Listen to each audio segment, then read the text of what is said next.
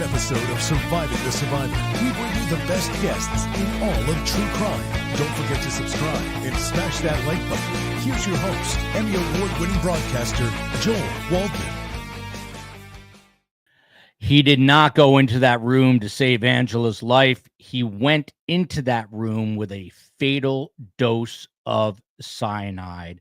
Those were the words this morning in Aurora, Colorado, from prosecutor Ryan Brackley, as opening statements commenced and are obviously now finished in this unbelievable case out of Arapahoe County, Colorado, involving a one-time well-known dentist named James Craig in the murder, poisoning murder of his wife, Angela. He is accused in the most horrific way of murdering her, that he was living a double life, that he was struggling financially, that his dental firm was struggling, married with 6 kids. He was having an affair. He had the time to do that. His wife and he described as religious, the wife more so in the LDS church. And prosecutors say that James Craig just wanted to start over with a girlfriend named Karen Kane, and we are going to discuss all this and who she is and how it affects this unbelievable case with an amazing number of twists and turns. Here to kick it off, we've got a familiar face to the show, Chris Decker, criminal defense attorney out of the Denver, Colorado area. He also covers some rural areas of Colorado. And if you've seen Colin McAllen, who is a crowd favorite along with Chris here out of the Denver area, then please welcome in his partner in crime, in law, as they say, Russell Hebetz here. And he is a Denver-based criminal defense attorney and a former deputy district attorney where this trial is taking place in Arapahoe County, Colorado. We're waiting for George Brockler, who's the former DA for this county. Steve Cohen's on the horn trying to get him all set up. Russell, I should ask you off camera, did I butcher your last name? It is Hebetz. Hebetz. Okay, Hebetz. There you go. And I did read up your former Wolverine, go blue, if I have that correct. Yep, former Wolverine, current Wolverine, Joel. once a Wolverine, always a Wolverine. This case is really mind blowing. We're going to go through opening statements today and the different ins and outs, twists and turns of the case. But this hits home for both of our attorneys, because one of the attorneys here who is defending James Craig, a guy named Robert Working, was actually arrested himself, I believe it was last week, on arson charges for burning down or attempting to burn down his own home, and apparently has a mental health issue and had to drop out of the case. I just want to start there, Chris, because this is not something you hear every day, but lawyering, being in this world of true crime, it can definitely, take a toll on you mentally. We have people in this world of podcasting who sometimes need a break. Do you know anything more about his now former attorney, Robert Working, and if he's doing okay in light of this sort of latest bombshell news regarding this particular case? I don't know any additional information about Rob's current situation. This is a close friend of mine, someone I've known for many, many years, who has a history of trying successfully very, very tough cases in a tough jurisdiction over many, many years. So all I can say is that my thoughts are with him. I hope that he is safe and well. I don't have any further update except to tell you that you're absolutely right, Joel. Secondary trauma is prevalent in our community of defense attorneys, and I suppose prosecutors as well. These are terribly difficult cases. No matter which side you're on, you're exposed to life's most ugly situations on a daily basis, and that has an effect. So my thoughts are with Rob today, and I hope he's well. Yeah, we hope he recovers from whatever he's going through, and it is tough. I mean, life is a grind. Things are constantly being thrown at you, and then you throw into the mix being a criminal defense attorney where you're hearing, or a prosecutor for that matter, the worst of the worst. We know we have a good friend on the show who's now Chief Chris Anderson, formerly Sergeant Detective or Detective Sergeant Chris Anderson. He has a book out called Man, You're Crazy, about law enforcement officials having to deal with mental health issues, and it affects everyone down the line in this field, including attorneys. I don't want to harp on it, but Russell, to you, I mean, it's a small community of trial lawyers, I'm sure, in the Denver and Arapahoe County areas. When you heard this, I guess, what were your initial thoughts? It's similar to what Chris said. I've worked with Rob before. We've been defendant co-defendants on some couple different times on some pretty big cases. Rob is an outstanding attorney, but he works hard, and he takes on some really difficult cases. Some attorneys out there shy away from really serious, hard, tough cases. That's never been Rob. He has always believed that everyone deserves the right to a fair trial, whatever they're accused of.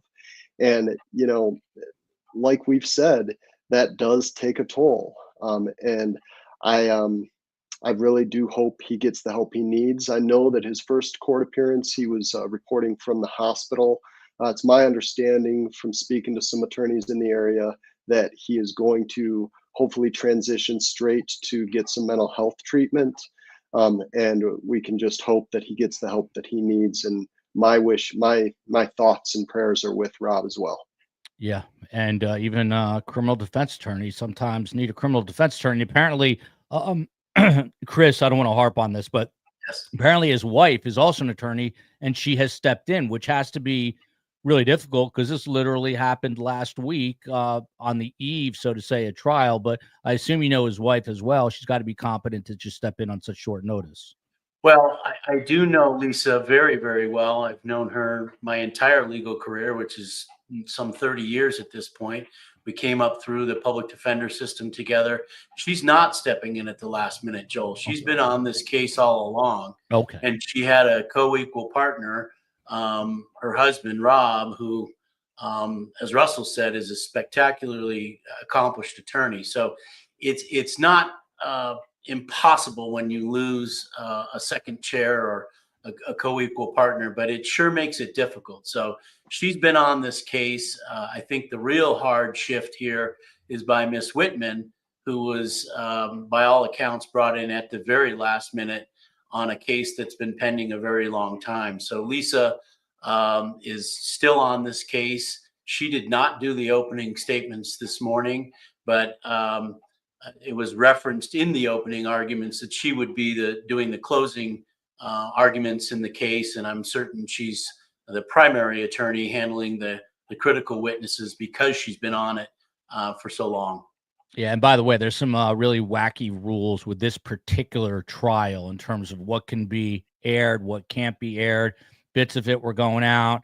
Apparently, some bits of what was going out was not supposed to go out. Some is embargoed. It might be able to be aired later if we're able to bring you the opening statements in terms of a video format. We're going to put it on our YouTube channel, so keep an eye out for that, and I'll post that on Twitter, podcast STS, on Instagram at Surviving the Survivor. So keep an eye out for that. This comment sort of sums up a lot here. Martha Christie here. This whole case is nuts. You can't make this stuff up. Arsenic, cyanide, protein shakes, previous poisonings, more crimes on the inside, trying to do some witness intimidation, even a potential hit on a lead detective. This case is wild and crazy, and it started today in earnest with opening statements. Let's get to the charges, Russell. They're the most serious of charges here. Again, the defendant's name is James Craig. He was married to a woman named Angela. They were married for 23 years, 6 children, members of the LDS Church. And by the way, we're doing another case right now in Utah, Corey Richins. They also just happen to be members of the LDS Church. And in that case, she's accused of poisoning her husband with 5 times the lethal dose of fentanyl. So another poisoning case, in essence, trying to eliminate a spouse. Here, Russell, It is 1 count first-degree murder, 2 counts solicitation to tamper with evidence, 3 counts solicitation to commit perjury, 1 count, again, solicitation to commit murder. So these are as serious as the charges get in any county, but Arapahoe County for sure. This trial happens to be, I think, taking place physically in the same courtroom as the Aurora Theater shootings, and you were an assistant district attorney there. Do you happen to know Ryan Brackley, who's prosecuting this particular case? And if so, I assume he's a competent prosecutor, if you know him. I do know Ryan. He's been around a long time. He's kind of bounced to a couple different DA's offices. He definitely knows what he's doing. He is an accomplished trial attorney. I think right now he's the number 2 person in the Arapahoe County DA's office, or in the 18th Judicial. So he knows what he's doing. He's tried a lot of these high profile cases, and I would expect him to put on a very good case. I think that they put a very, very smart, competent attorney as the lead attorney in this prosecution. Yeah, and Russell, they're saying 3 weeks. Do you see it going that long, or do you see it? I mean, I know the government always likes to say, "Hey, we're going to be 3 weeks," in case it does go that long, and they don't want to surprise the judge. But do you foresee it actually lasting that long? If I had to guess, Joel, I would say it's going to be done faster than that. I will tell you the initial timeline that I saw didn't have openings start until Thursday of this week. So I know that they had in, I think, somewhere around 1,000 potential jurors. They started weeding those down last week through questionnaires. They got it down to about 150 for Monday, and then they were able to get a jury for Tuesday in one day. That is fast. So if that's any indication of the speed of the case, I would expect this to be done in under 2 weeks. Yeah, and I think we're going to stay on this. Again, it's not being streamed, which always makes it complicated, but hopefully these 2 guests will come back and we'll get you some more. And again, we are supposed to be joined tonight by the former DA of this county, George Brockler. So we're going to see if he hops on or not. Snap Happy here. I'm as a 30-year stenographer, I no longer do anything concerning family law. It had begun to cause physical symptoms, anxiety, and blood pressure issues. Very tough to hear year after year. So there you go. This is interesting. This is like a show all of its own, or all to its own, about the mental health aspects of, I wouldn't just say this, I would say a lot of different professions. My father somehow remained pretty normal for having been a psychiatrist, but in that field, and I use the word normal, very relative, but a lot of fields have a lot of different stressors involved. That is for sure. So, Chris, to you, we're going to get into the arguments or opening statements that were delivered today, sort of line by line. Not the entire thing, but the highlights. But before we get there, just to add to what we were saying, I mean, these are the most serious charges, and the defense is already saying, "Oh, look, this was a tunnel vision case." I don't know how much they have to work with, and you tend to hear a lot of the same defense arguments, but he was married to one woman, and he was having affairs with multiple women, and he had just met a woman when this all happened. So it seems like the deck is stacked against him. Is saying, it was a tunnel vision investigation, which is one of the arguments made today. Is that going to be enough, Chris Decker? That's not going to be enough. And I was able to listen to the opening statements today on a non-public feed. And we did hear some pretty classic opening statement material, like tunnel vision and, reminding the jury that he's innocent as he sits there until he's proven, or unless he's proven guilty. So we did hear some classic stuff. We also heard Ms. Whitman tease out some of the issues that they're going to need to deal with directly and head on. She said quite candidly, we're not disputing that she died of poisoning. She alluded to a broken marriage. She tried to normalize the marital impropriety, which I think is kind of counterintuitive. But she was essentially arguing, look, there were lots of marital indiscretions and affairs, and so therefore, why would this latest one create this motive? So they're trying to distance themselves from the motive evidence. They're going to have to deal with the fact that this woman died of toxic poisoning, and they're going to have to, at some point, put out a theory as to how she was poisoned. They leaned a lot on the fact that this was all circumstantial, which again is this tunnel vision. They didn't look, they didn't do a good investigation. They didn't search certain portions of the house or certain devices. So those are pretty classic opening statement type statements. But there was some specifics in there that were related to this case, like there were many other marital indiscretions. She tried to normalize the financial problems to suggest that these were, problems, but nothing that would cause someone to murder their wife. So we had some pushback on some of those issues today. Yeah. Russell, here's a line that the COE, and Russell, I know you're new to the show, that is the chief of everything, the wife who runs the show behind the scenes. And it is true. We just got back from picking up our kids at camp. And so I now need a vacation from a vacation, because it was not a vacation. As they say, once you're married with little kids, it's a trip. It's not vacation. You may not like him. You may not think he's a good husband. Not me. We're talking about James Craig, the dentist here, just to clarify. But you may not like him. You may not think he's a good husband. But that's not what you're here to decide.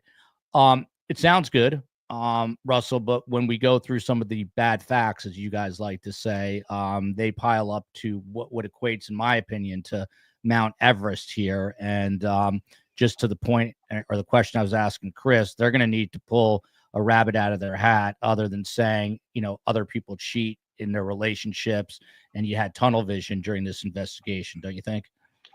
I do think so. And I agree with what you said. The amount of circumstantial evidence, like it really is getting so high.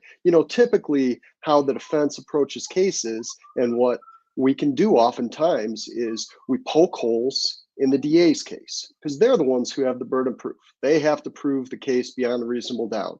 So if we can keep poking little holes, and then eventually their case sinks, right? So things like, as it relates to this case, well, they tested the containers that the protein shake and the smoothies were in and didn't find any trace of drugs. Okay, for the jailhouse snitches are inherently unreliable. They've got fraud convictions for crying out loud. You can't believe them. You can't trust them. But the problem is, they have to own, like they did, like Chris said and you said, they own the fact that she was poisoned. They have to own the fact that he ordered the poison. So now they're in the unenviable position of having to prove something. They have to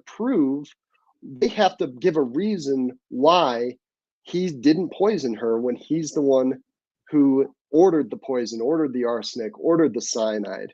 So that it's almost the flip of how you normally would see a case, where the circumstantial evidence is so high that they actually have to, they almost have the burden here, which is a tough position to be in. That's interesting. Chris, I got to follow up on what Russell just said, which is you got to own the fact that he ordered the poison. That to me seems next to impossible. Let me just break down a couple of things as we go here.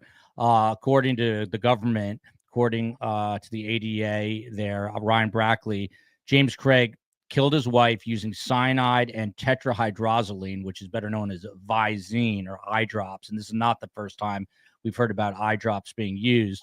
He allegedly administered poison in protein shakes and then even injected her once she was admitted into the hospital. He went into the hospital and injected her. And that's where this line from the opening statements comes from. And I quote here, he went in that room to murder her, to deliberately and intentionally end her life with a fatal dose of cyanide. I mean, this is as sinister as it gets, but Chris, to you, how, in the words of Russell, do you own the poison and get some sort of acquittal or lesser charge? I feel like it's impossible.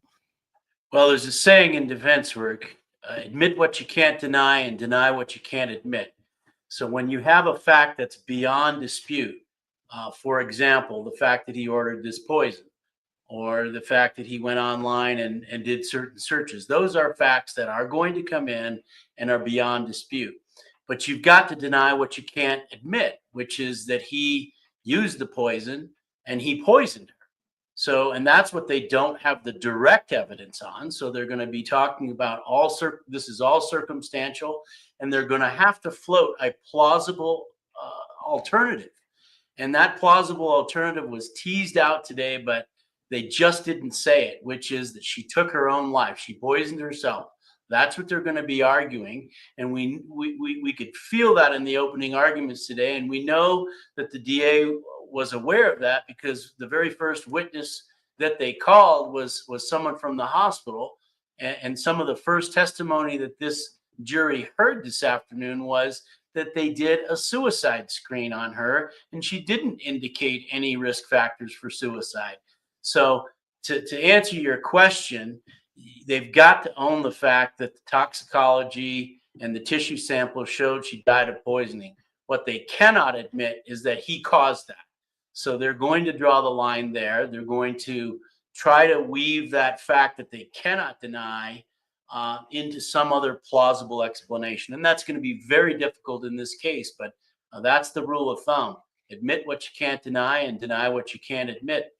Yeah, I mean, Russell, if I'm a juror on this case, and I'm hearing this guy ordered the poison, and I'm hearing the circumstances, I'm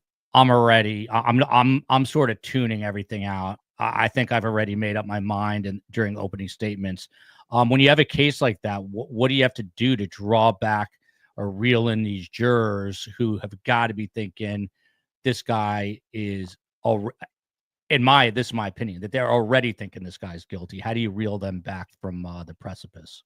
So you have to. So in trials, the case is about what you talk about, right? So while you do have to own that stuff, you basically talk about all the problems, all the issues with the investigation, with the case. Anything that is not going your way, you harp on that, and then you give the jury something to hang a not guilty on. You can talk about, the burden, which again, they do have to prove it beyond a reasonable doubt. So you're talking about reasonable doubt potentially, although by that time, oftentimes when you get to that point, you've already lost. But you have to give them something to hang their hat on. And that's what Chris was talking about. And that's what they were alluding to. And that's what, honestly, we haven't gotten there yet, but that's what Mr. Craig was trying to do, allegedly, when he was in custody, is trying to plant evidence out there that would support this theory, that would give them something to basically hang their hat on and say, here's evidence of her suicidal intent, of her past suicidal ideation, and that's what was going on here. So that's what his intent was. Now he certainly went too far when he tried to put a hit out on the lead investigator, which I don't know why. I don't know what was going through anyone's mind when you do that. It's not like the case is going to go away if the lead detective, even if he's successful there, right? So for that one, I can't explain that one, Joel, but that's kind of where we're at.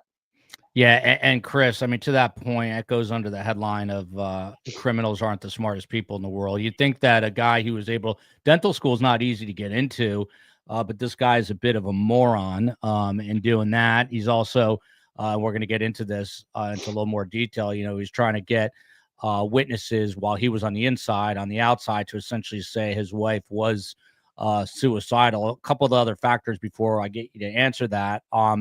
He had his dental practice apparently was failing. There was a comment up there. He was also texting with his dental partner, who I think was on to the fact that this guy wasn't all there. He happened to be having an affair with an orthodontist. James Craig was a female named Karen Kane. She's going to be testifying, and I guess arguably will be the government star witness. And I'll save the searches for a second from now. But Chris, I'm sure I've asked you this already. I mean, we talked Barry Morphew, same but different. I mean, why do these people think they're going to get away with it and then level up or double down, as you would say, and are sitting here, this guy trying to put a hit out allegedly on the lead detective in this case? What is going on? I know you're not a mental health expert, but I mean, it's challenging for you if you were to take this case, but it's also kind of like just, you got to throw your arms up in the air. Yeah, it's it's beyond description. I won't try to explain why someone would form a homicidal objective and why they might not think clearly about how to do that. I mean, my experience tells me that criminals don't think through things properly, whether they're sophisticated or street criminals doesn't really change. I suppose it's when people develop some sort of priority objective or belief, they probably don't see the risks that they're blowing right by. They probably don't see how it might unfold against them. If they fully understood those exposures, they probably wouldn't engage in the conduct that they do engage in. And so when we have someone who's engaged in it, we know by definition they've blown right past a logical assessment of the risks. So I don't really know how to explain that, except to say that it's not uncommon that very smart people engage in very stupid conduct that becomes very clear once there's a very, very healthy investigation and all of the facts and circumstances from an electronic universe is gathered. In this situation, it's really beyond description and horrific. Yeah. And then you got this point, which is eloquently stated here. Another case of children left parentless by selfish acts. All you have to do is look at Dan Markel and the Adelsons and a gazillion other cases. By the way, I don't know if you guys heard, there was an American Idol. She was a music supervisor for the show, ironically. She and her husband murdered in their Encino home, which is a LA suburb in the Valley. And we're going to pick that story up as well tomorrow. I think we're going to stay on the facts of this case, what happened in court tomorrow. But then Thursday, maybe Steve can get a panel of psychologists together to talk about why James Craig thought he'd be able to get away with poisoning his wife. Canine Catherine, I'll never understand how seemingly intelligent people do these things and go to trial thinking they can get away with it. I think it's time for a therapist here on STS to go through this. But Russell, so on top of the failing dental practice and this affair that James Craig was having with this orthodontist, who is set, I believe, to take the witness stand early on in this case, he was using a dental office computer to search for stuff. Another smart move. Among the searches, how to make a murder look like a heart attack. Is arsenic detectable in an autopsy?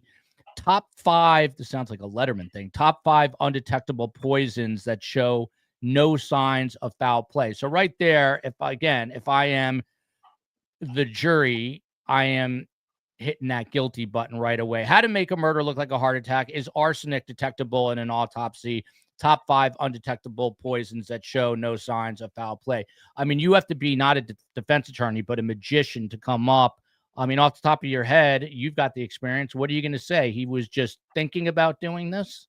It was his it's fantasy. rough, Joel. It's rough. We know from statements out there that he has tried to say that his wife was suicidal. She couldn't get these drugs herself.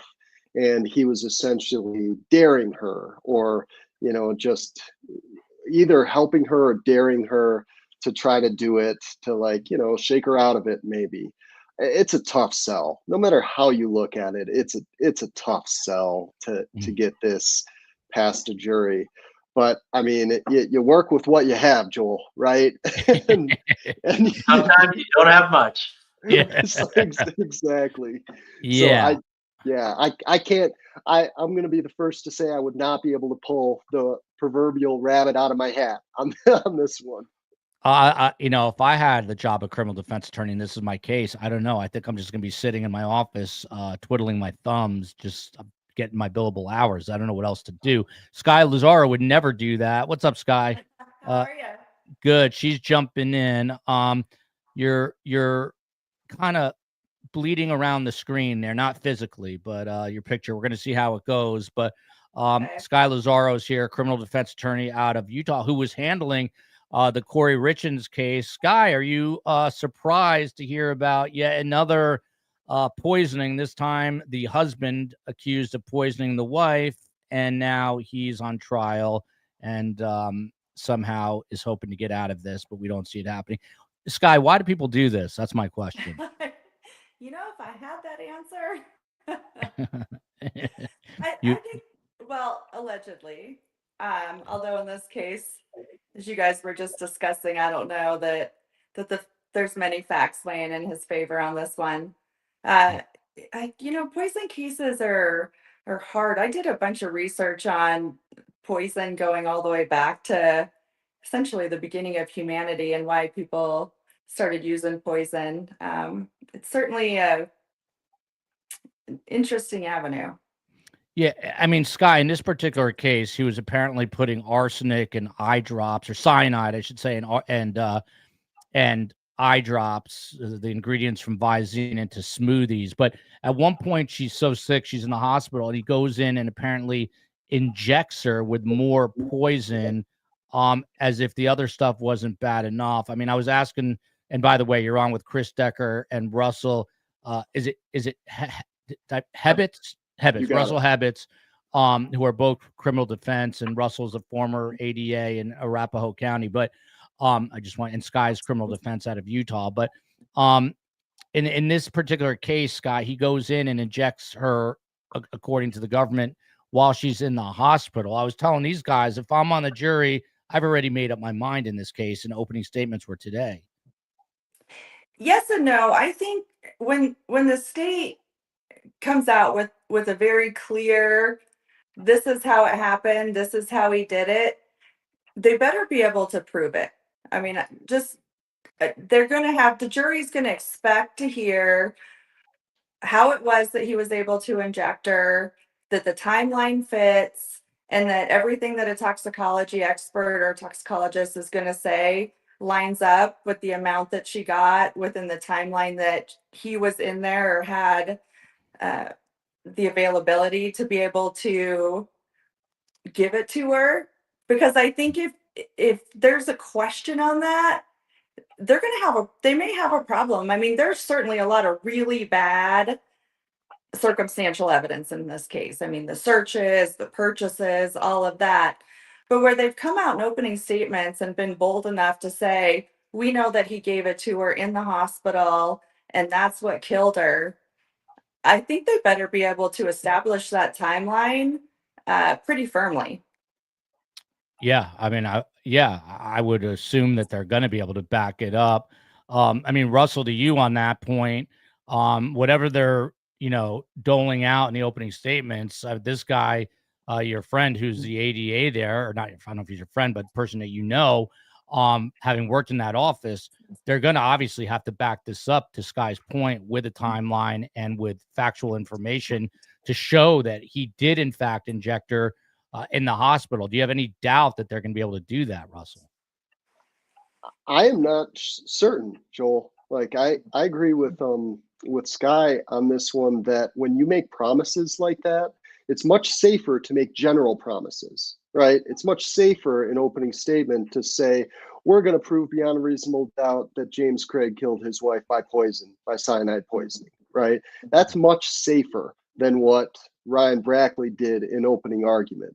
And, as far as I know, hospital rooms don't generally have cameras, right? So I am very curious as to how they're going to do that, because that little thing right there, them saying that in opening statement, if they don't have that locked down, rock solid, that can be enough for the defense to turn around and say, hey, they told you they were going to prove this. They didn't. If they were wrong about that, what else could they have been wrong about? And that right there could be reasonable doubt. Yeah, that's a great point, and initially brought up by Sky. Sky, I don't want your arm to fall off, so if you can I lean know. that. Yeah, you need to lean that. I'm gonna bounce you out just so you can. Just for right now. I'm gonna bring her back in a sec there. Can I follow up on that? Because that's a yeah. really good point by Russell. Yes, go and ahead, what we please. saw from the defense was a much more non-committal opening, and that's for a reason. Because in the defense world, we don't make promises in opening statements, because if we can't meet them, we've created a burden. And Russell's exactly right. This was a long and plodding, in a good sense, a long and very measured opening statement with tons of facts, tons of promises. And if they can meet all of those, they're going to win this case. But as Russell pointed out, if they have a very, very specific claim like that and they can't prove it up, they're going to create a doorway for the defense attorney. And in the defense opening today, they talked about general themes and theories, things like a broken marriage, and things about circumstantial evidence and don't believe snitches. So these are all things that come without a specific burden, as we talk about in the defense world. You're not creating a burden if you don't come out and make that conclusion. So that, I suspect that's why the defense attorney didn't come right out and say she killed herself, because they're laying the foundation for that as the conclusion if the evidence comes out and doesn't shut that door down. Very interesting. Very, very interesting. I don't think it's going to play out. I have faith in the prosecutor here, especially because Russell says, this guy's been around a while. But let's just get through some of the government stuff here. A couple more things I want to get through, and then we'll switch over to the defense. According to the government, James Craig ordered this arsenic online, then cyanide when the initial poisoning failed. So he tries 2 different poisons. I assume they're going to have the quote unquote receipts for that, but they also have surveillance, or I guess not surveillance video, but in video from inside the house of them discussing some things.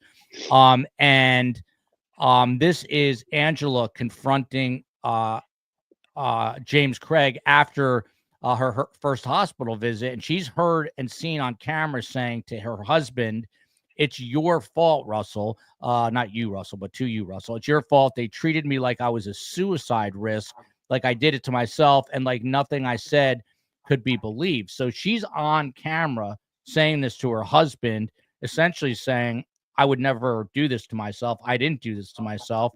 They thought I did this to myself because of what you were telling them." And it's in her own words. That's pretty damning evidence. It is pretty damning evidence. It's similar to what the prosecution presented on day one with healthcare officials saying they screened her for suicide and she said no. So it flies in the face of what kind of has to be the defense to this case. So then you think of, okay, well, what else could it be? And I have no idea if this is where the defense is going to go, but maybe she was suicidal and she hated him so much that she wanted to commit suicide and set him up and frame him to take the fall, right? You have to start thinking about what other reasons could there be, where else you can go. I don't know if that's going to be the path, but that's one way you can kind of get around things, bad facts like that. Yeah. Sky Lazaro, it's amazing to have her short notice. She's filling in for George Brockler, who, by the way, he's the former DA for Arapahoe County. He was going to join tonight, but he has a conflict, a last-minute conflict that happens he's an active DA in a different jurisdiction. So I believe he told Steve he can join tomorrow. We'll bring him back on tomorrow or on a future show. But we are lucky to have Sky because she had a client who was accused of this, essentially almost the same thing, but she's a woman who accused of murdering her husband. She's no longer on that case. And of course, that was Corey Richins. But Sky, to you, the prosecutor here started reading some text messages between James Craig and his paramour, the woman he was having an affair with. And he says to the woman he's having this affair with about her wife, he says, maybe she will decide to stay gone for a long time. It would definitely make my life easier. I think she's in the hospital at this point. And he says, I might be completely in love with you after 3 days. Very random thing. But the digital forensics here, Sky, I mean, they never cease to fail. They've got him texting her, basically professing his love while saying that he hopes that she stays gone for a very long time. Again, the facts here are so bad that I don't know that there are worse bad facts around, because they're pretty horrible for the defense here. The worst part is you can't keep your client's statements out. Those are his words. They're coming in. It doesn't matter how creative you try to be. The fact that he sent those, or they're his text messages, they're coming in literally no matter what. Whether he wants to say or the defense wants to say that's taken out of context or something else. I mean, that's probably the best way you explain it. But the digital forensics in this case are terrible in terms of his messaging, his searches, the timing of them. Yeah. And Sky, I mean, orders. Yeah. And I know, I don't know the specifics, but I know you had to be looking at some of this stuff for your own case. But from Dom's mom here, can they not time her spikes in symptoms, meaning Angela, the wife here, to when he was visiting her? In other words, when he was visiting her, the poison levels would go up, plus the email showing where he was stressing prompt delivery of the stuff he was using to the manufacturer. He's toast, so he was on the manufacturer's behind about getting this poison. Do you think that they're going to be able, I mean, you're the one that brought it up, but do you think they're going to be able to tie together sort of the timeline and show that when he was there, that's when the poisonings got worse, when he was around her, especially that one injection in the hospital? If they were looking for it at the time, they'd probably be able to show that. But my guess is they weren't looking for it at the time. And so they're not going to be able to say she didn't have anything in her system when she came in. They're going to have blood records from when she was there before, and maybe what they took, and maybe they could have retested it. I don't know. But if they're not looking for, him poisoning her while he's sitting in the hospital room with her, they're probably going to have a harder time with that.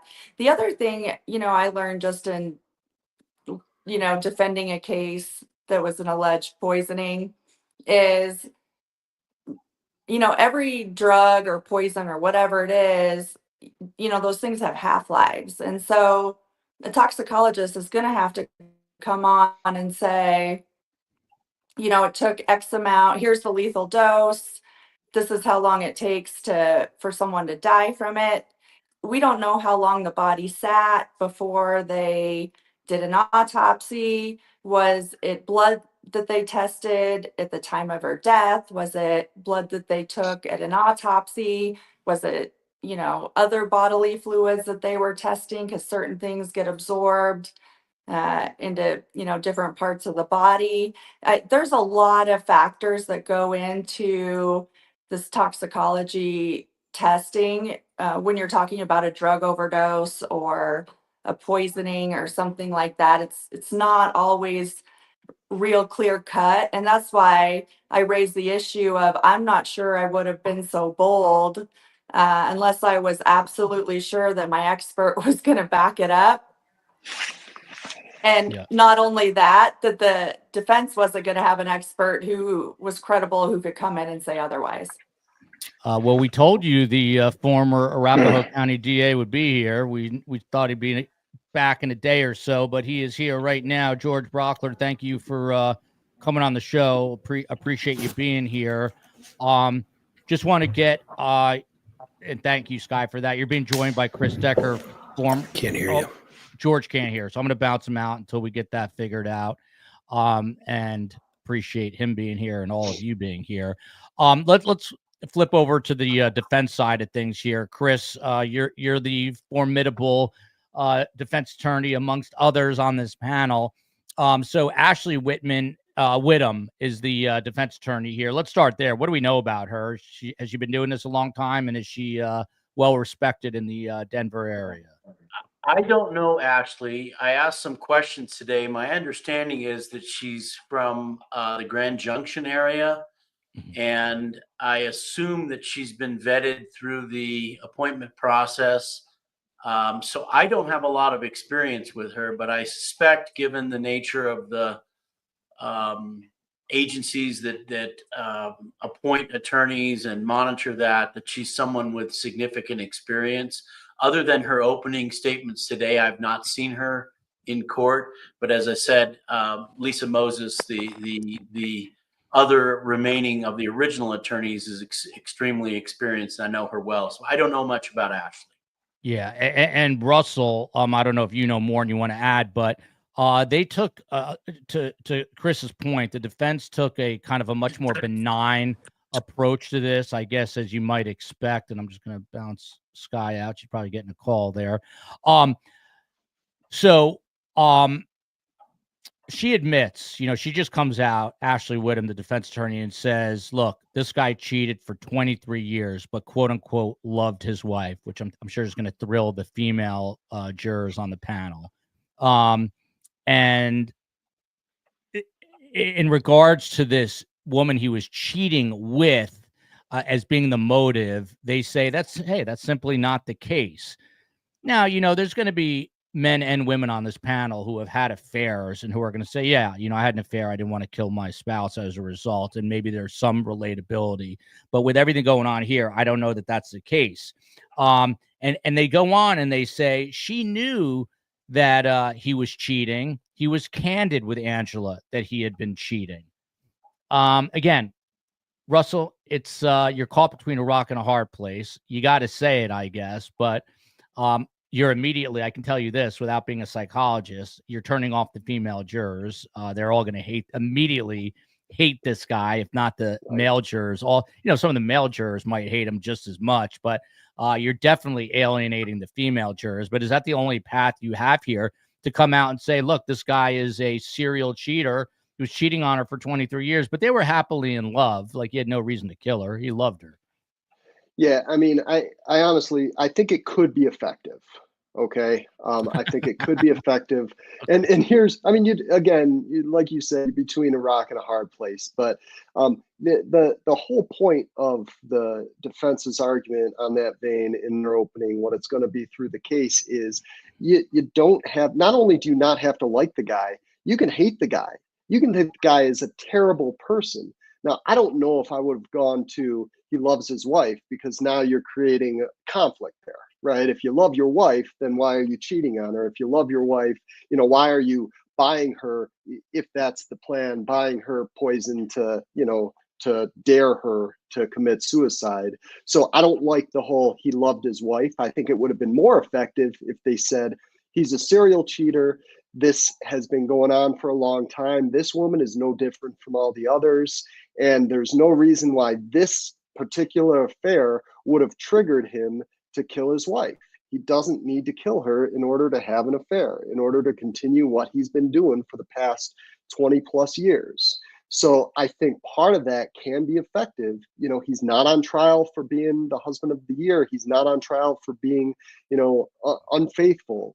So I don't like he loved his wife, but other than that, I think that's what you have to do. And I think that can be effective.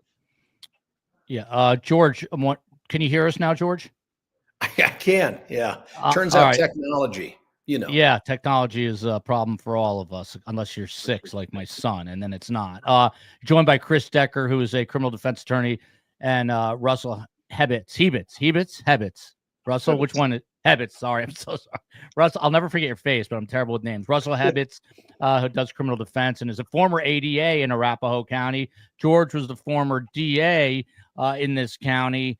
The first thing I just do want to ask you about, and I asked both of the defense attorneys about the criminal defense attorney whose last name is Working, who himself is facing some felony charges, just about the difficulty of this profession. It seems like, I don't want to use the word snap, but maybe he snapped, and he himself now facing these charges. Just wondered if you wanted to offer a word of encouragement to either he and his family and or the profession. Well, I've only heard the stuff that I'm sure everybody's heard. I mean, everybody knows who Rob is and his wife. And they've been longtime and very effective members of the defense bar. I don't pretend to know what can lead a person to do some of the things that I've heard about out there. But the timing of it coming right before what is arguably probably the highest profile case that he and Lisa would have ever handled. I don't know if they're connected or not, but I can't imagine that this helps at all with Lisa's focus and preparation on this to be dealing with this. My hope is whatever it is can be worked out in a way that he can continue to move forward in his profession and with his family and safely and all that stuff. But I'm not entirely sure everything that's going on. You may get a better answer than that from the two smarter guests that you have on here. Well, George, let me ask you a question. I mean, as DA, as former DA, and I understand you're a DA of a new jurisdiction, so as we say in Miami, mazel tov to you. But if you were the current DA, would you have stepped in here in this situation? It's obviously a very unusual situation that your criminal defense attorney gets himself in a bit of trouble on the eve of trial. As the lead prosecutor, would you have wanted, a timeout to kind of get everyone on the same page?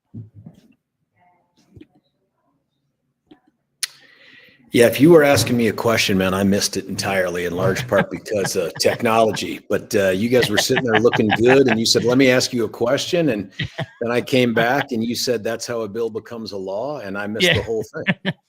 It was a good question. It was a long question.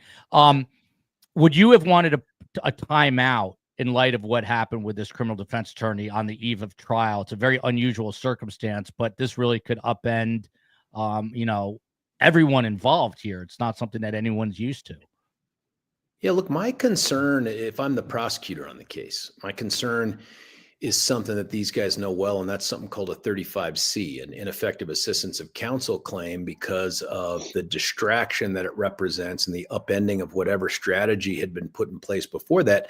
Now, they've added I don't know her, but she has a good reputation as a defense attorney to co-counsel with Lisa. But is that enough? I mean, this close to a case this big with this many moving parts and allegations that have been developing even after this guy was arrested, I don't know the answer. But if I'm a prosecutor, I'm thinking in terms of, I only want to have to do this and win this once. I don't want to have to come back and do this again. How do we get there? So I'm not sure if there was a motion to continue or if they made the decision, hey, because of the difficulty of the client, the risk he poses to himself, and allowing him to continue to have access to other people and ask them to do crazy things for him. If it's just like, let's get this thing done, let's do it. Yeah. And George, let me ask you a question. I mean, this is as close, in my opinion, as you can get to a slam dunk case. And I know that you guys always say there's no such thing. What would be your biggest concern as the DA for, your assistant DAs in a case like this to ensure that they put the ball over the goal line? You've got a guy here who's accused of poisoning his wife, who then injects her in the hospital, who then allegedly wants to put a hit out on the lead detective, who then tries to get people to perjure themselves, drags his daughter into this case. I mean, the facts are so bad. They're Mount Everest high, or mile high, to stick with the Denver motif. But what would be your concern about butchering a case like this accidentally? What would you want your prosecutors doing to ensure that they don't do that? If Chris and Russell haven't said this already, this thing is tantamount to what we'd call a long, slow plea based on the evidence that exists. But I think the concern here is almost like when you've backed someone into a corner, someone that you can outmatch in either size or strength, but they have nothing left to do but swing that haymaker, and maybe they hit you and knock you out. In a case like this, where you feel like you have so much going for you and there's so little wiggle room for the defense, I think that the issue has to be that the defense finds that narrative that resonates with at least one. Now, the problem with the jury system, and maybe it's not a problem, it's just a fact. You don't have 12 leaders on that jury. You tend to have maybe one or two strong voices, strong opinions on there. And the rest of the people there want to do the right thing, but a good chunk of them will likely be swayed by the momentum of that jury. And so my concern would be, does the defense come up with the narrative? Is it, this was an outcome looking for evidence, they cut corners, there's some corruption? I mean, look at the Karen Reed case. Man, they found a couple things that they really could pound into the table. And after a period of time, even I'm sitting there going, what in the world are the cops doing? And when I start doing that, you're in trouble. That's the kind of thing that could happen here. Do I expect it? No. I mean, Ryan Brackley, who's the ADA, is incredibly experienced. He's been doing this 30 plus years. He's been a DA out in Manhattan. He was at Boulder, the AG's office. He may have been, he was with Arapahoe for a little bit, Denver. I mean, this is a guy who's been around and he tries big cases. So I don't expect them to fumble here, but it could happen. It could happen. I don't know. I'm sorry I missed what Russell and Chris would have said, because these guys are expert defense attorneys. I'd be interested in knowing what they think the exploitable weakness is in this. I like people say that George Brockler in the chat has a voice like a guy from a Western movie, and the sun is setting behind him. He's becoming a silhouette. So, by the way, if I do this, it covers up the wrinkles. I'm just saying, Chris, if you're looking for a better background, use the sun, because I can't even see my wrinkles right now. I could be 25. No one knows. George, you look like Barbara Walters. Same filter. Except she's not with us in the same filter. Oh, I'll take it. Yeah. So, Chris, let's circle back to you. So the defense is doing what the defense is going to do here. And again, they say she knew Craig was cheating. He was candid with Angela that he had been cheating. Now, the two of them were together, apparently, because she was more so than he, a very devout member of the LDS Church. But then the defense goes on, Chris, and this is where maybe they get on a bridge too far, maybe. They say she was broken. She was struggling. They claim she was overwhelmed, isolated, and unwell. The only problem with this is they have her on camera telling her husband that she's not suicidal, and that he was basically making this up. So why would they even go there, Chris Decker? Because they have to. They've got to put meat on the bone for this theory that she either asked him for this poison or she poisoned herself. So they're building this structure around this theory they're hoping to deliver on, which is, it's only circumstantial evidence.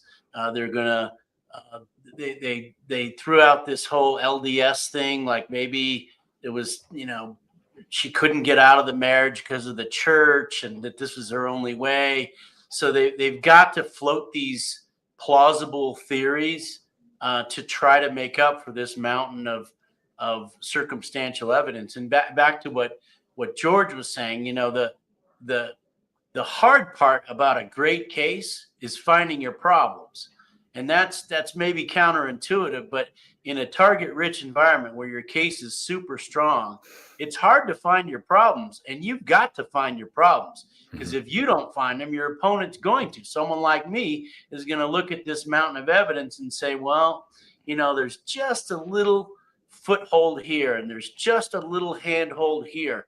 And so the problem with a big case like this that's strong is identifying those areas where defense attorneys like myself and Russell can come in there and blow open a door. And those are going to be on this, maybe she took her life. Maybe, this whole theory of it, there was broken pieces was a theme in the defense opening today. There were broken marriage and a broken investigation and all these shattered pieces. Of course, they don't want to come out and say this is a crystal clear case with, overwhelming circumstantial evidence. They've got to start talking this narrative of fractured marriages and little pieces that they're hoping to glue together to paint a different picture than that picture that many folks would initially see as clear. Yeah, and speaking of clear, there's a little bit of light for the defense. The defense in opening statements today said that the protein shake bottles tested negative for poison. So that's something on their side. And then, Russell, they go on and they do what defense attorneys are going to do. They blamed law enforcement. We just heard George talking about that in the Karen Reed trial. They blamed law enforcement for the tunnel vision. And I quote here, they say they focused on Dr. Craig and never looked at anything else. I'm not buying it if I'm a juror, but or some of the jurors, you only need one to buy it. This is from what I've seen so far and what I know about this case, nothing close in terms of, Karen Reed police, buffoonery, for lack of a better word. But tunnel vision, defense attorneys use that all the time. I don't think we've seen that yet. But what say you? So I think that's a tough one it's a tough one to really, it's a tough horse to ride. If you're going to say that the police made these mistakes and it was based on this tunnel vision where, James was the only one that they were looking at first, as you said, I haven't seen a bunch of police misconduct. I haven't seen a bunch of police screw ups. I just haven't seen that. Maybe there's some things that exist, but I haven't seen it yet. And if you don't have that, it's very tough to make that argument. You can't make a alternate suspect argument without evidence that there's an alternate suspect, right? I mean, we saw that in some other cases, Brian Koberger, right? They were trying to introduce evidence of 4 other alternate suspects. And if there's no evidence of that, the judge probably won't even allow that to come in, probably won't even allow that argument to be made. You have to have something to substantiate what you're arguing. There's a lot of latitude for, closing argument, for example, where, yeah, you can argue kind of whatever you want, but it's got to be somehow based on the testimony. And in this case, I haven't seen or heard anything that there's any alternate suspects in the case. So I think that's a tough one. Yeah. Do any of you happen to know if there was a plea deal or talk of a plea deal in this case? Anyone? Not aware of it. Yeah, I'm not aware of it. Okay. No, but I'd be surprised what that could look like. In a state that has abandoned the death penalty, on a case like this, there's really nowhere to go. You would want, if you're a prosecutor and you think, well, what if they showed up and said, we'll take 200 years? Any term of years makes this guy eligible for things that you can't really foresee or predict when it comes to time computation or calculation, but also the legislature has had its way with diminishing the punishments for a whole bunch of crimes and crimes of violence over the last 10 or 15 years.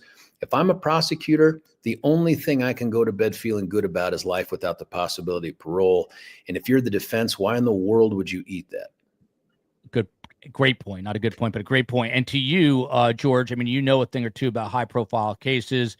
You prosecuted the Aurora theater shooter, James Holmes. I think it was 24 counts of murder that he was convicted on. I would say that is clearly more high profile than this. When I was at Fox News, they sent me to sit in that parking lot for 2 weeks, which got a little boring after a while, but we kept ourselves entertained out in the parking lot. But George, to you, what's your advice on these very high profile cases? That everyone's watching. In this particular case, it's not being streamed. I don't remember if James Holmes' trial was live on television, to be perfectly honest at this point.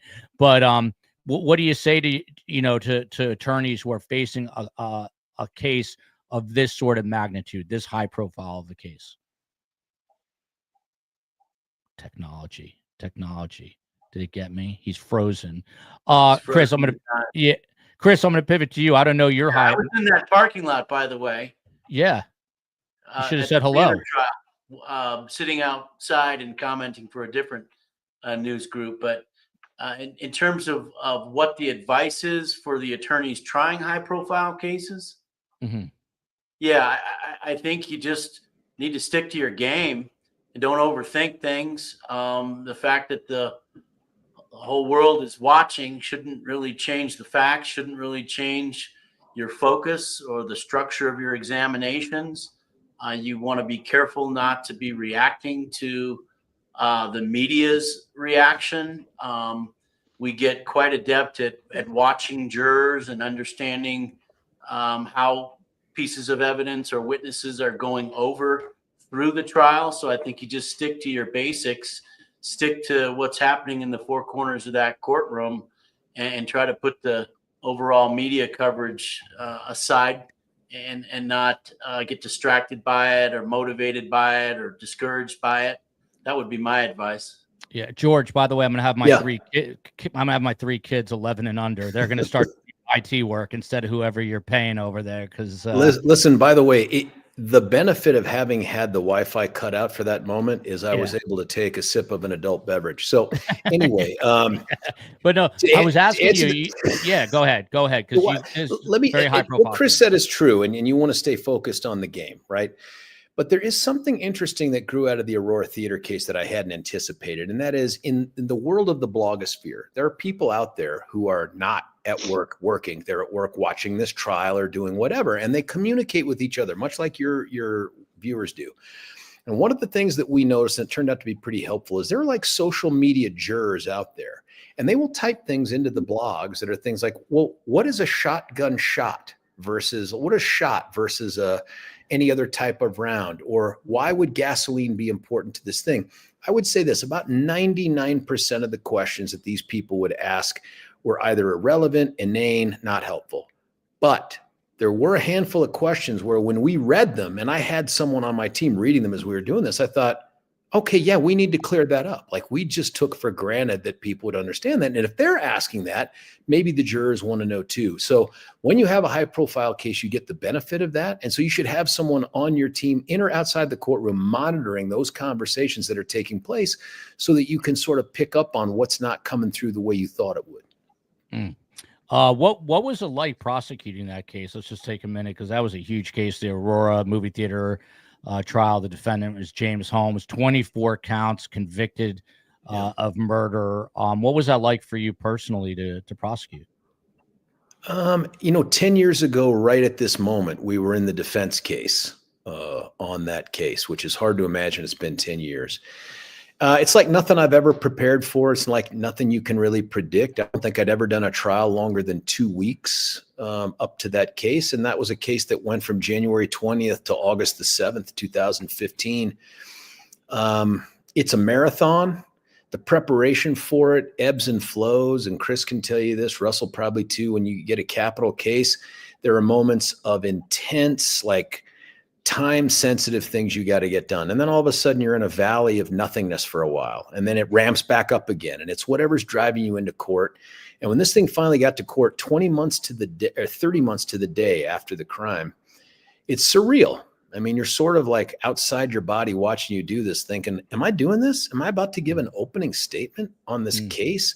Is that parking lot full of trucks from here, there, and everywhere reporting on this? And then you try to stay focused on not dropping the ball and just playing your game. We had great evidence, but in our case, the defense didn't do it. It was guy was insane. And so that kind of changes things quite a bit too, very expert heavy in the parts that were contested. But everybody on this 5-person prosecution team kind of swallowed it a little bit differently. For whatever reason, I'm either incredibly good at compartmentalization or I am a soulless bastard because I was able to keep moving forward without really being impacted. There were folks on our team that afterwards, needed some help. And that's legitimate. You see that with law enforcement. And we just talked about with Rob, defense too. But it was something. It's hard to look back and feel like, did we really do that? I feel like Todd Helton after we won the National League pennant. Did that just happen? Like that's sort of how it was. Well, kudos to you. And all I can say, my mother's a Holocaust survivor, hence the title of the show, Surviving the Survivor, which did not start as true crime. And my mother always says like one divot away from being a serial killer because she's so able to compartmentalize. She knows when how to turn things on and off like a spigot. So that's a good thing, I think, in some cases, I guess also if you're a DA. So George, kudos to you that you were able to get those convictions because the families in that case certainly needed that justice. So it's always interesting to talk to people with interesting pasts, and George Brockler is definitely one of those. A couple more things, and then we'll get some final thoughts. Russell, back to you. The key dates of there's a timeline here, and I should have made a graphic, but basically February 22 of 2023. So February 22nd, 2023, he meets, James Craig does. He meets this woman, Karen Kane, at a dental conference. 5 days later, he's ordering arsenic on the day that she books a flight to Denver. She does not know he's married. March 4th, basically 2 weeks later, arsenic arrives. She is then reportedly hospitalized for about 8 days, the 8 following days. Then he suddenly is buying bottles of Visine, which is the tetrahydrozoline. Then a few days later, she collapses after James Craig texts family saying, hey, you've got to give her medication. She collapses, and she's then declared brain dead on March 18th. And March 19th, he's arrested. So, Russell, in terms of the timeline that Sky Lazaro, and thank you to her for being on the show for a bit while we were getting George wrangled in, but this timeline is pretty bulletproof here. It shows exactly her movements and his movements and the woman he was having an affair with, and they all seem to gel together and glide together. And this is not going to be good for him, I don't think, at the end. Yeah, I mean, it certainly fits perfectly with the prosecution's case. And going back to what kind of Chris was talking about very early in the podcast, that's something that you admit. You know, you're not going to be able to change the timeline as the defense. So rather than just hiding from it or trying to deny it or saying that, you know, it doesn't fit, you just say it fits something else, right? You have to figure out some alternate reason why that timeline works. And that will have to circle back into whatever the defense's explanation is going to be, which, you know, we have a good idea. It's going to be that she either, you know, took this herself, she was suicidal. So that timeline, you don't have to deny the fact that all of those poisons, her hospitalizations happened when they did, and that the hospitalizations were caused by the poisons. What the defense is probably going to have to try to do, and again, it's an uphill slog, and I'm not saying that this is going to be easy, but they're going to have to explain why that would fit with their alternative reasons for that poisoning. And Chris, I just mentioned my mom. I wrote a book called Surviving the Survivor. And in the book, anytime my mother says, I don't mean to offend, she's offending you. And she says that to me pretty much 30 times a day. So, Joel, I don't mean to offend. And then the offense comes immediately. Well, in this case, I bring that up for a reason. He texts her at one point. This is now James Craig texting his wife. Just for the record, I didn't drug you, he texts. That is basically tantamount to saying, I just drugged you. Again, what is going on here? And if you're the defense, I mean, you're the defense, you're screwed I can here. try to help the defense. I believe he was responding to a text she sent him where she says, I feel like I was drugged.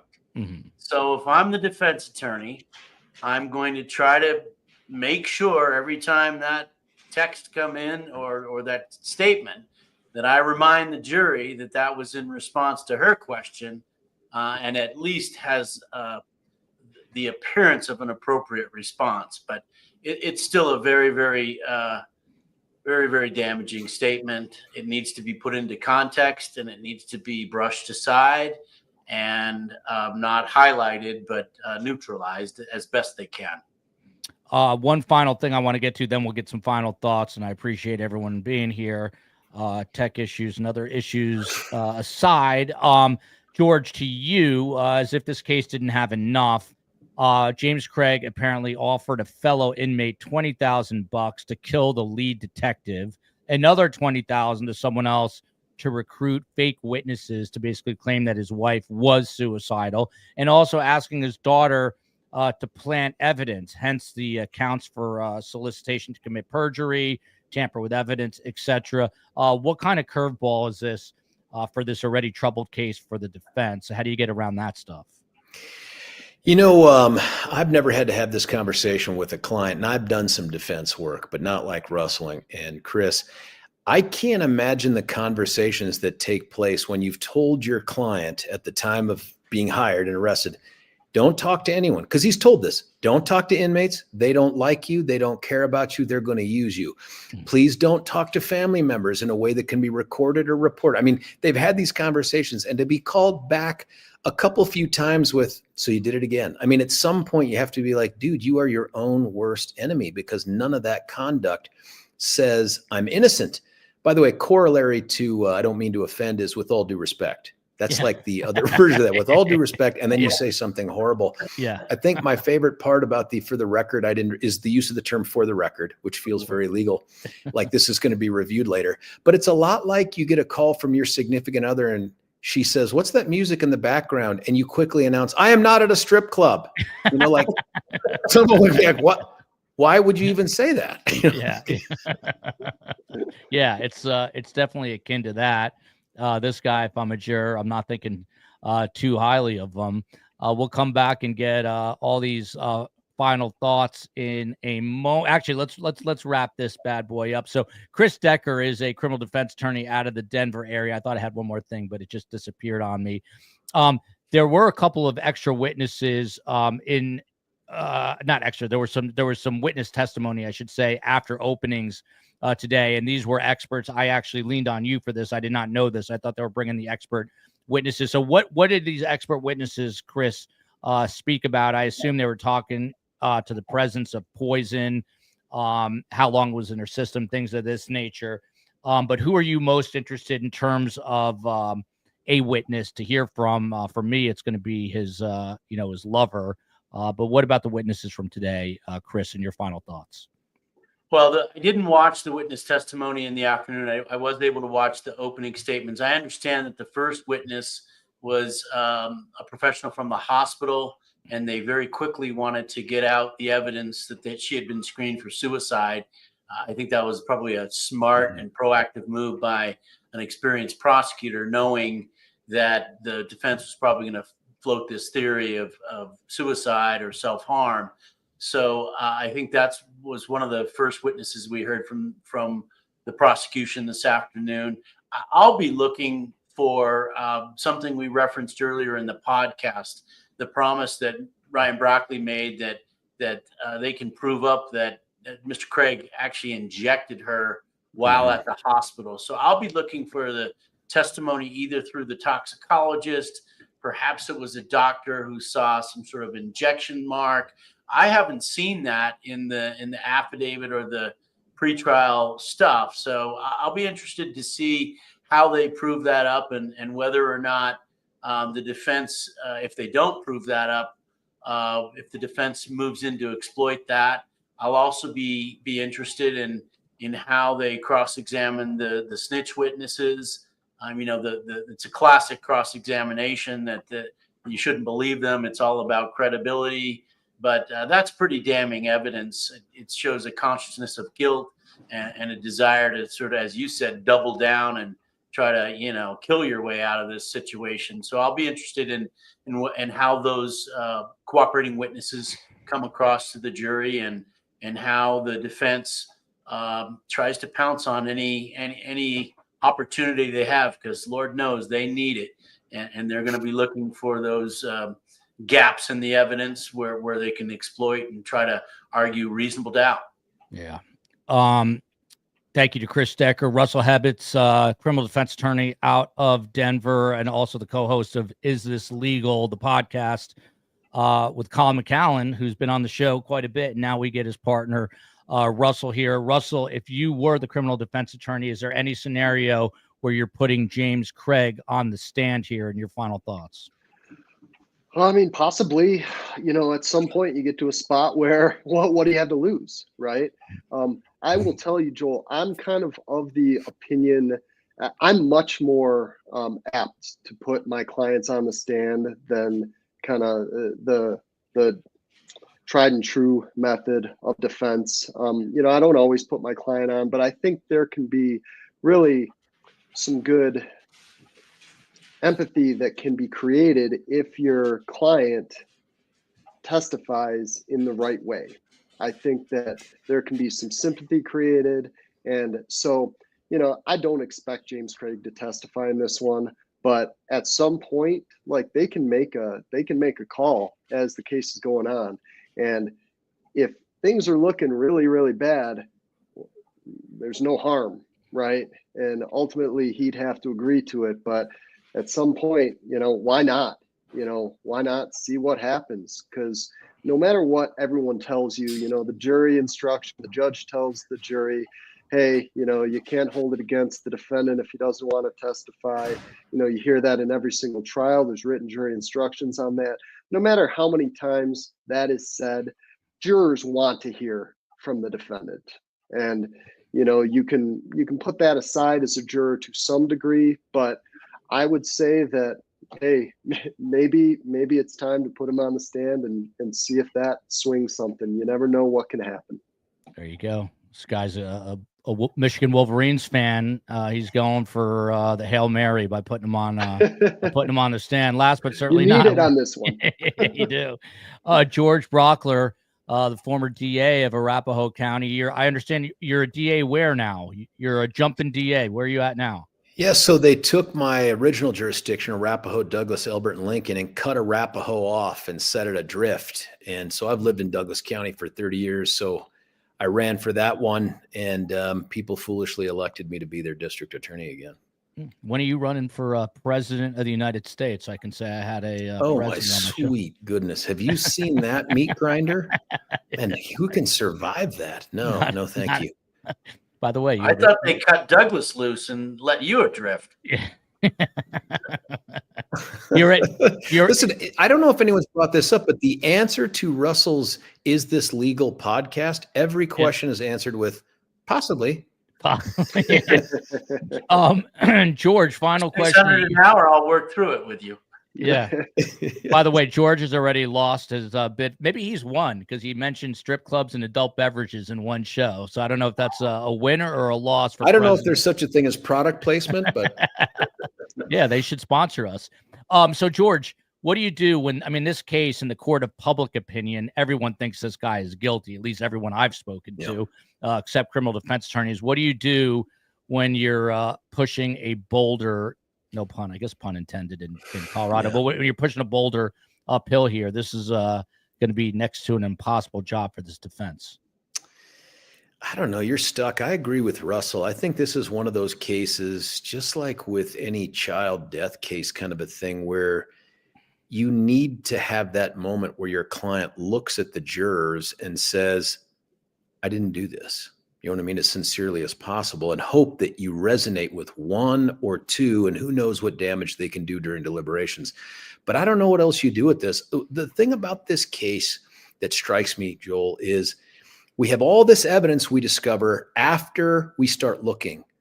But what gets me about this case is, but for that nosy, kind of maybe inadvertently nosy coworker or executive assistant or whatever she was at the dentist's office, who opens that box and finds the cyanide or whatever, but for that moment, do we look for any of this? And if we don't look for any of this, does it work?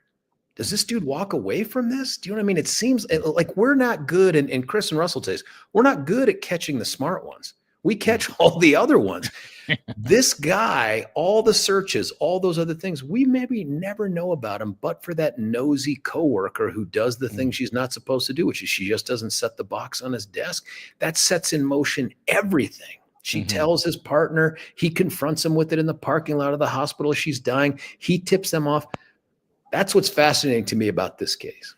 Yeah, very well said. And who knows? There could be a lot of people out there we just never know about because maybe they're too smooth for us. Who knows? But I'm hoping that George, Russell, and Chris come back on. We're staying on this next week. I'm headed to Boise for the sentencing of Brian Kohberger, perhaps the most notorious killer, certainly in the last decade in America. So I'll be out there for that. We've got, by the way, on Monday night, we've got people from Moscow and Pullman who are going to kind of do a roundtable with us on their thoughts, their reaction to Brian Kohberger.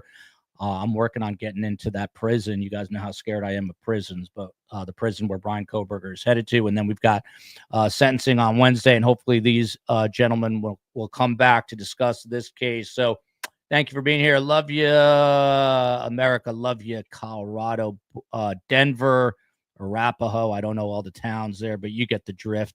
We love you all. And thanks to Sky. We will see you. Guests, stick around if you can for 1 second. We'll be back on this story tomorrow. And also the murder in Hollywood of the American Idol producer and her husband shot to death in their Encino home today. Why did that happen? I don't think we have any clue yet. We will stay on that as well. See you guys tomorrow. Guests, stick around 1 second.